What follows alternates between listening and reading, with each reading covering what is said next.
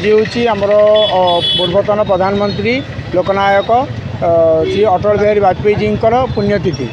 आज को 6 वर्ष हो गला से देहांत होता।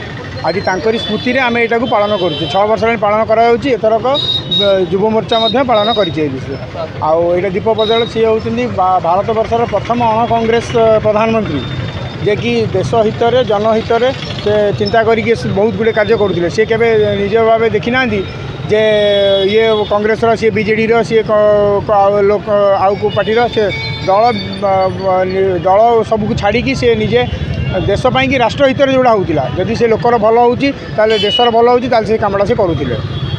जननायक आपको कहले सी के पार्शियालिटी करनथिले केबे देखि नथिले कि सी कौ दलर गोटाए दल ए दल से देखती सी देखती ये लोकटा जो काम करुँची से गोटाए लोक हो कि सामूहिक हो से सामूहिक काम करने को पसंद करुले। आ सामूहिक भाव में जदि उन्नति देशर उन्नति होती से कम करने से जो दलर हो से कम करने को पछाऊ नथिले।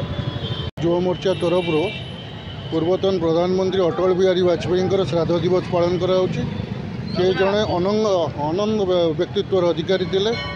से समस्त दल को नहीं सांगरे चलुले ये कि प्रथम प्रधानमंत्री अण कांग्रेस प्रधानमंत्री थे जे कि 5 वर्ष से प्रधानमंत्रित्व ये करते।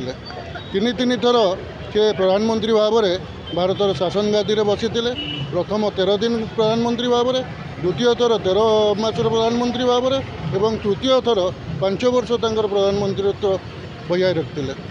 एवं तांकरी नेतृत्व में भारत पोखरान रे द्वितीय थर परमाणु परीक्षा करथिला एवं से शांतिर दूत थिले।